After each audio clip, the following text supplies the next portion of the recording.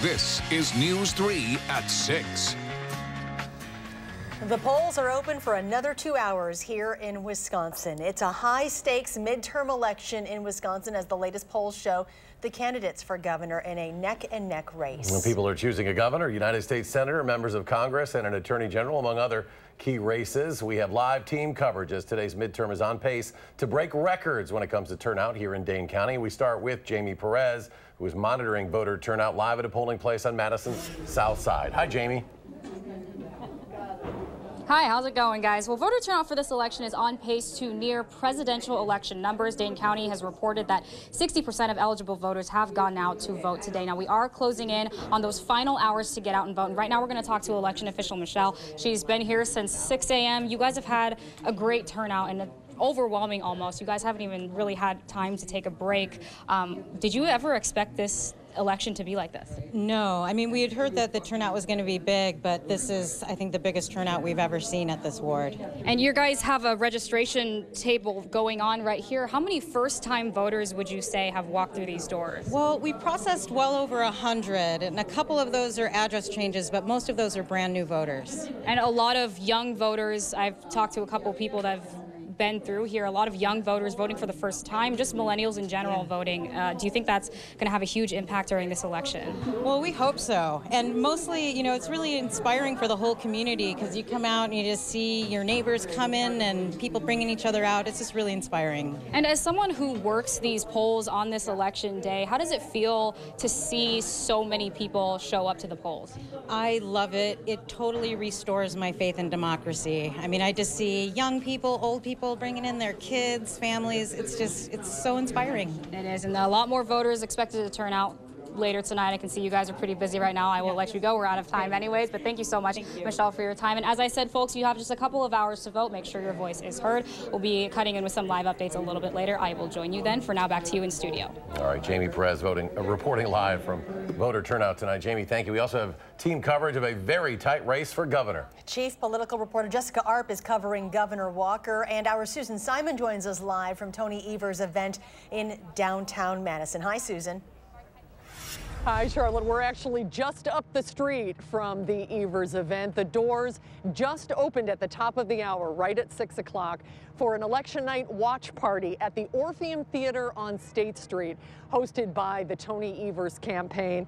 It's free and open to the public, and the campaign is hoping to fill the entire theater, 1,700 seats, hopefully for them a victory celebration in just a few hours later tonight. This, as you said, is the most consequential midterm election in years and the closest ever in the governor's race. Evers and his wife Kathy cast their ballot this morning at their polling place at the Madison Public Library. The Evers campaign worked right up until the last minute last night. They wrapped up a 6-day bus tour around the state. And this morning, Evers said if he is elected governor tonight, he will be the man to unify the state. On my side, we've really proposed and focused on really positive things that are part of Wisconsin values. And I think that resonates with people, and I think it's going to drive a large turnout of people in the state of Wisconsin. We'll be watching the turnout closely, especially in the blue bastions of Madison and Milwaukee, where the Evers campaign has worked especially hard to turn out the base. Tony Evers has an election night tradition where he plays a game of euchre with family and friends and supporters while he waits for the election returns to come in. We're looking forward to seeing if he is going to do that tonight. And when the polls close at 8 o'clock, we'll be watching the trends and the numbers closely. It's a turnout question, of course. It's a wave question. And if there is a wave tonight, Tony Evers is hoping to ride it. Susan Simon reporting live downtown. Susan, thank you. We turn things over now to our chief political reporter, Jessica Arp, who's covering incumbent Governor Scott Walker. Good evening, Jessica. Well, hi there. Yeah, anyone who follows Wisconsin politics could have predicted that Scott Walker would end up in Waukesha County tonight. It is one of a few areas that are key to him, that he will need big turnout in order to have a chance of winning a third term this evening. Walker was on the trail today, hitting restaurants and cafes in Schofield and West Allis, stumping for votes. That's just today. Yesterday, he was everywhere from Superior to Waukesha. He's done 3 full loops around the state in the last 3 days. And this is all familiar for him in his 4th election for governor in just 8 years. The goal here today is to get through tonight at 8 o'clock with 1 more vote than anybody else. And we think we got a compelling message about how we turn this state around. And we've got plans to keep Wisconsin working for generations to come. Walker's team says they are counting on his work as a tireless campaigner to come through, and that Republican voters understand that every vote in this election will count. Now, this location will also be the headquarters and the watch party for State Senator Leah Vukmir. She has been challenging incumbent Senator Tammy Baldwin for her seat in the U.S. Senate. Vukmir voted this morning in her hometown of Brookfield. That's where she's held her state Senate seat since 2010. She was in the state assembly prior to that since 2002. She's also been touring the state. She had multiple GOP volunteer senators over the last 24 hours, asking people to continue to get out the vote for her campaign. When you get to this point, you have to just trust that everything you have done is going to make a difference. I'm proud of the campaign that we have run and the excitement that has been generated. And clearly the momentum over the course of the last 8 weeks has been growing, and in large part to some of the things that are happening on the national level. Vukmir has closely aligned herself with President Donald Trump and his policies. She's been counting on getting support in areas where he did well in 2016. Now, that wild card of how voters in Wisconsin feel about the president, his policies, and even recent issues that he's brought up in ads and in speeches about immigration and voter fraud in recent days is really something that we'll be watching tonight as results come in. We also know that the issues of health care and pre-existing conditions, you've seen the ads, you've heard some of the speeches and watched the candidates clarify their positions. We know that those are also big issues for voters in both the race for governor and U.S. Senate. Jessica, thank you. And now we continue our team coverage with Rose Schmidt live at Monona Terrace, where Tammy Baldwin supporters will rally tonight. Rose? That's right. Incumbent Democrat Tammy Baldwin is hoping those record early voting numbers and support from young people will work in her favor tonight and get her reelected to the U.S. Senate. Now, she was first elected there 6 years ago, back in 2012, and made history as the first woman from our state to serve there. Baldwin is hoping the contrast between her and the current President Trump administration will be the difference between her getting reelected or Vukmir taking her seat. She's repeatedly said Washington is a mess and focused on wanting comprehensive immigration reform and her support for the Affordable Care Act. And people rose up and said, no, this is about the issues, and this is about electing our champions. We're going to fight for our health care. We're going to fight for better jobs and job training. We're going to fight for Buy America policies. Over the last 24 hours, Baldwin has been very busy campaigning with Democrats up and down the ballot. She's been hitting stops mostly around southern Wisconsin, including Beloit, Janesville, and Whitewater, and riding around a school bus with Tony Evers on his tour for change. And she got an early start this morning, appearing here in Madison and then heading to a meet and greet in Milwaukee, just trying to get every single last voter to not only vote for her, but Democrats up and down the ballot.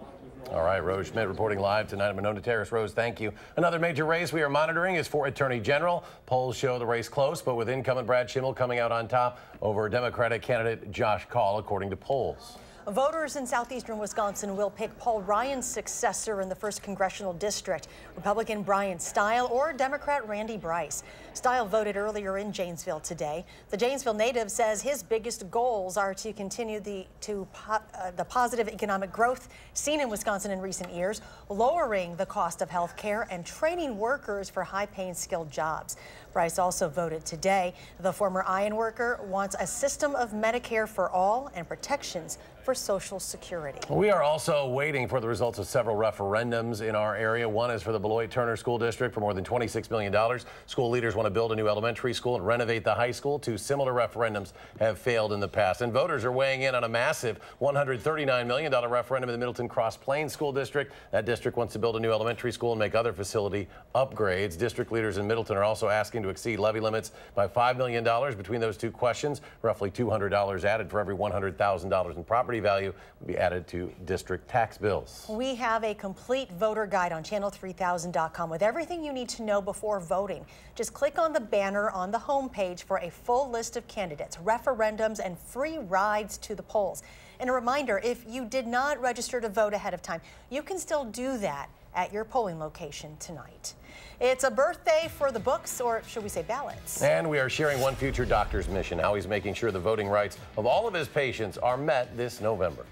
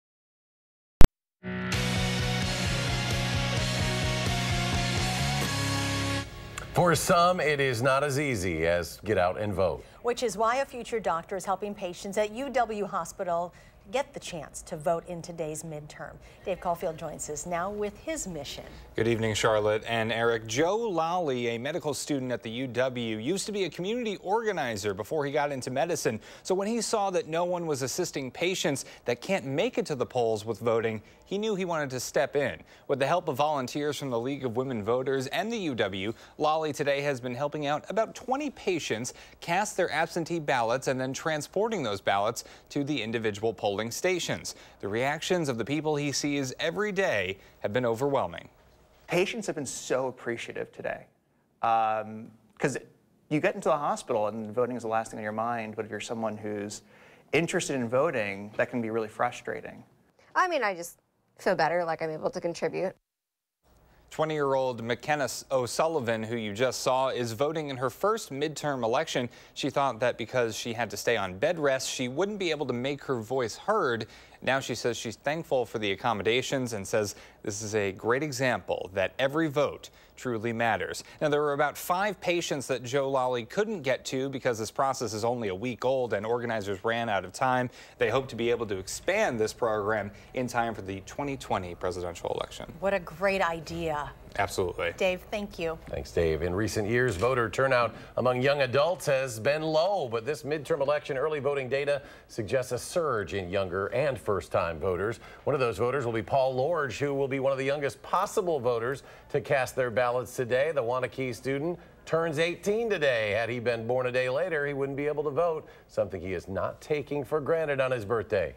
It's just your right. Like, there's many things you can do when you turn 18, and a really big one is you're able to vote. And that's a really big thing because you can elect officials, and like I said, you're just contributing to society. It's really significant in our culture. Lorge was born right around the highly contested George Bush-Al Gore presidential election of 2000. He'll be casting his ballot after football practice tonight. News 3 will have team coverage of the election here in Wisconsin all across the country, starting with CBS News national coverage at 7 tonight. Once polls close at 8 o'clock here, we'll be live streaming comprehensive local coverage and analyzing the numbers in real time, both on channel3000.com and the WISC-TV Facebook page. Then at 9 p.m., our local coverage will be available on Fox 47. And at 10 p.m., join us on WISC for election night coverage you can count on. We're back with weather after this.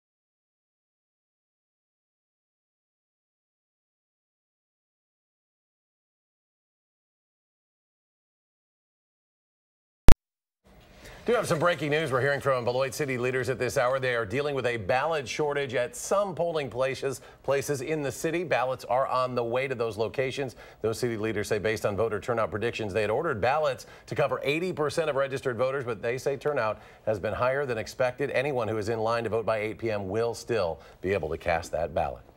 Chief Meteorologist Gary Canalti joins us now with a look at our forecast. Well, things have settled down. We had rain earlier today. It was kind of a dreary start to the day, and a couple of showers moved through this afternoon, but at least as far as the rest of the forecast for the next couple of hours as the polls remain open until 8 o'clock. Still looking for cloudy skies, not looking for any rain. It'll be blustery, though. Temperatures around 40 now, upper 30s at 7 o'clock, and upper 30s as well for the time the polls close at 8 o'clock. Wind chills, though, could be down into the upper 20s thanks to the brisk winds. You see some snow showers moving through northwestern Wisconsin and northern Minnesota. Our rain showers have shifted off to the north and east. Things pretty quiet across southern Wisconsin. There might be an isolated sprinkle and a spot or two for the next hour, but otherwise it's just pretty quiet out there. The Edgewater Skycam view from downtown Madison it's blustery out there. You notice the chill if you're outside. High today 47, but the low temperature of 40 is now the current temperature. Winds out of the west-northwest at 6 miles per hour. At times we've had gusts up to about 25 miles per hour. The dew point temperature has dropped into the lower 30s. The air is starting to dry out just a little bit now that the showers are gone. Some snow on the ground now in far northern Wisconsin and northern Minnesota. Not a lot, but the problem is that the winds, while they're out of the west right now, notice how they shift to the north across northern Minnesota. And as the winds gradually shift to the north with time, it'll be coming off of that snow cover, so temperatures will start dropping over the next couple of days. Today there were some wind gusts up around 40 miles an hour over parts of Iowa and Illinois. Here in southern Wisconsin, generally the winds gusted to about 25 to 30 miles per hour. Current temperatures are around 40 in Madison, but to the west they're in the 30s, still in the 40s to the east, but the colder air is winning out with strong jet stream winds aloft, just pushing in the colder air, and those winds become northwesterly over much of western Canada, so that'll tug down even colder air over the next couple of weeks. As we zoom back in, things pretty quiet now in southern Wisconsin. The showers have moved out. These snow showers will stay to the north with an upper level area of low pressure, but temperatures are quite cold to the north and west. Already temperatures in the teens over parts of northwestern North Dakota and eastern Montana. We're in the 30s and 40s here, but the cold air will be winning out over the next few days, and future track shows those west to northwesterly winds continuing. The clouds will start breaking up tomorrow night. That will allow temperatures to drop into the middle 20s. Look for a quiet but cold day on Thursday. The next weather system out to the west starts moving in, and notice the precipitation type, mainly in the form of light snow Thursday night into Friday morning. Could see some minor accumulations. Forecast for tonight calls for a low of 32 with mostly cloudy skies. It'll be breezy and cold, but I think the rain showers are pretty much over with. Tomorrow look for a high of 41, cloudy, windy, and colder through the day, maybe a little clearing late in the afternoon. Future track shows those temperatures dropping to around freezing by early tomorrow morning. Plenty of clouds for tomorrow until later in the afternoon. Start to see some clearing. High temperatures in the lower 40s. Partly cloudy skies tomorrow night, drop temperatures into the middle 20s.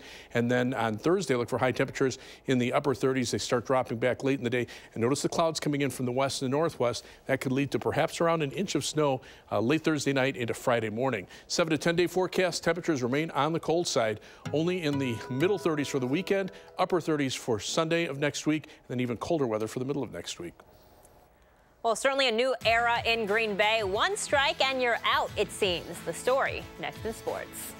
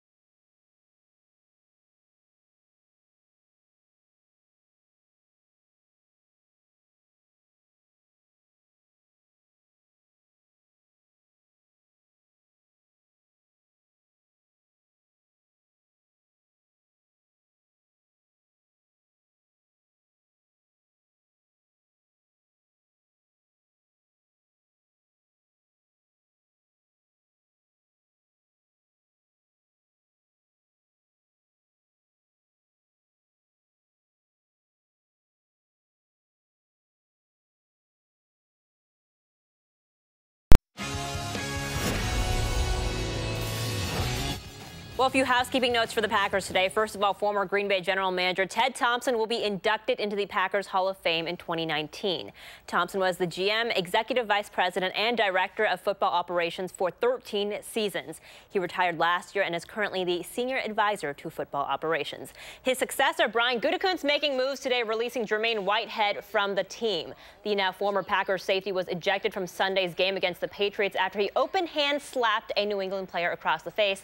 That player did have a helmet on. Geronimo Allison also placed on injured reserve today, and cornerback Will Redmond has been signed from the practice squad. Now, as for the active players on the team, head coach Mike McCarthy says they need to get back to the basics.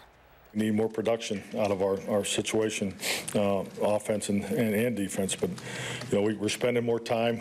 We've added a red zone and third down period, so it's just like anything. You get what you emphasize, you stay after it. We're not quite where we want to be, and I trust the process and the fundamentals.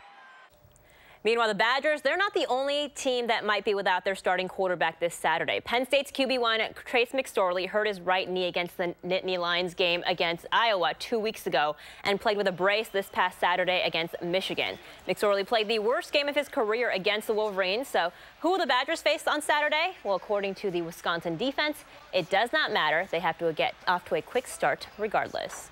He's a little bit more versatile. He does a little bit of everything, it seems like.